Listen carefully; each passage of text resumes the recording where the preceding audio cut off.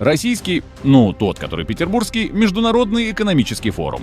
Мероприятие, которое раньше было скучным слетом бюрократов и праздником для местных эскорт-агентств. А теперь это уникальная возможность заглянуть в голову человеку, который управляет страной по принципу «если не работает, просто делай вид, что работает».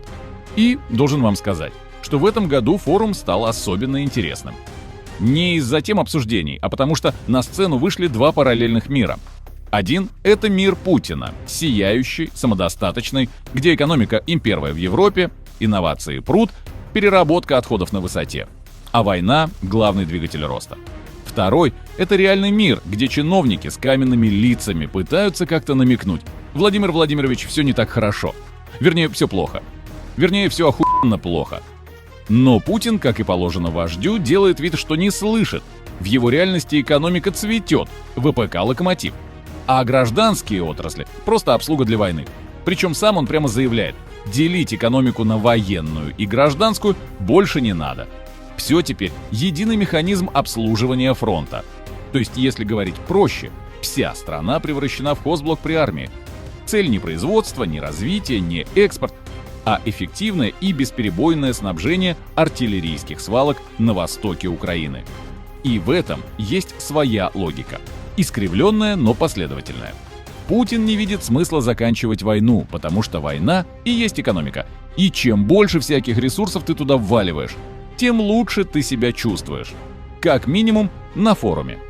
Приветствую вас, друзья! Вы на канале Утилизатор реальности. Здесь мы разбираем всякую херню, которую нам преподносят как правду, и не боимся называть вещи своими именами. Сегодняшний выпуск про российскую экономику. И с ней нужно хорошенько разобраться, так как именно за ее счет в первую очередь и финансируется нынешняя война. Если хочешь понять, что реально творится в стране, где Путин крутит экономику как бабка-крестьянка калач, присаживайся поудобнее. Поехали! А теперь немного правды. Не от оппозиции, не из западной прессы, а прямо со сцены форума. Министр экономики Максим Решетников под натужное похлопывание из зала проговаривает то, о чем в нормальной стране был бы экстренный брифинг с фразой «Ребята, мы в жопе». Он честно признает: все, что Путин называет ростом экономики, это банальное закидывание денег в оборонку. Все, ВВП растет, потому что государство откручивает кран и заливает бабло в ВПК. Ни в бизнес, ни в инфраструктуру, ни в гражданские отрасли. В снаряды. И если бы это был рост с долгосрочным эффектом, окей. Но это стероидами накачанный труп. Раздули цифры, а за ними пустота. Потому что эти деньги не делают экономику устойчивой, не создают экспорт, не повышают конкурентоспособность. Все, что они делают, это превращают заводы в цеха по производству огня, дыма и трупов. Решетников прямо говорит: отрасли, которые должны были бы работать на экспорт, без доступа к дешевым кредитам. Инвестиции в гражданский сектор на нуле. Экономика охлаждается. А по факту уже в спаде. То есть чиновник де-факто говорит: мы подсели на военные госпрограммы, и как только перестанем колоть бабки, начнется агония. Ну и уже начинается, просто по телевизору этого не показывают. А теперь, внимание, фокус. Путин торжественно заявляет: Россия стала первой экономикой Европы. Мы обогнали Германию. А потом на пафосе уходит за кулисы, не забыв подмигнуть Соловьеву. Но давайте посмотрим, каким чудом страна с ВВП в 2 триллиона обошла Германию, у которой почти 5. Правильно, через магию паритета покупательной способности или по-простому ППС. Это когда ты говоришь: доллар в России сильнее, чем в Америке. На него можно купить не 1, а 3 Биг Мака. Значит, мы в 3 раза богаче, чем кажемся. Да-да, если в Таджикистане на 5 баксов можно не только поесть, но и оплатить такси до кишлака, это автоматически делает их экономикой масштаба Сингапура. Потому что в пересчете на курицы стрижки экономика Таджикистана вырастает в 4 раза, и Россия в 3,5. Красота. Но есть нюансы. В корзину можно включать только дешевое. Можно не учитывать регионы, где все дорого, например, Сибирь и Дальний Восток. Они портят картину. И самое главное, можно не вспоминать, что ППС не имеет смысла, когда ты торгуешь с другими странами в обычных долларах, а не в виртуальных курицах. А теперь, внимание, Россия стала первой экономикой Европы по ППС. Не из-за войны. По этому показателю она обогнала Германию еще в 2021 году. Просто тогда об этом молчали, а теперь вытащили. Как манипуляцию для зомбоящика. Это не экономика, это банальный цирк статистической шизофрении. Но для Путина это работает, у него цифры сходятся, погоны блестят, графики вверх. А то, что эти графики нарисованы в кривом Excel и сгенерированы в мире, где Тула побогаче Лондона, для телевизора норм. А теперь маленький экскурс в чудесный мир российского инвестиционного климата.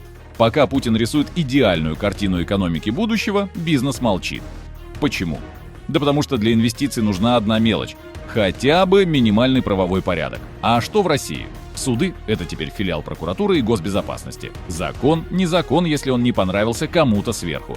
Иски против тебя начнутся не тогда, когда ты реально сделал что-то не так, а тогда, когда прокурору решит взбрехать, что ему так нужно. Сроки исковой давности. Зачем? Они считаются от того момента, когда прокурор узнал о преступлении.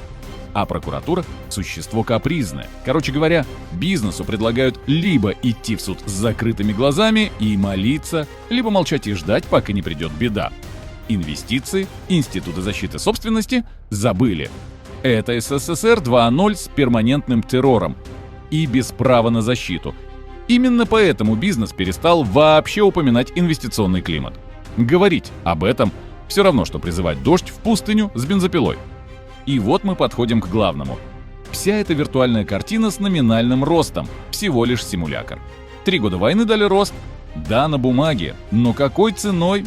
Война высосала из страны все: рабочую силу, инвестиции, надежды. Вся экономика превратилась в сервис для ВПК. Производим то, что либо улетает в жилой дом, либо сгорает на поле боя. Рост ВВП – это рост производства пуль и снарядов, которые ломают страну изнутри.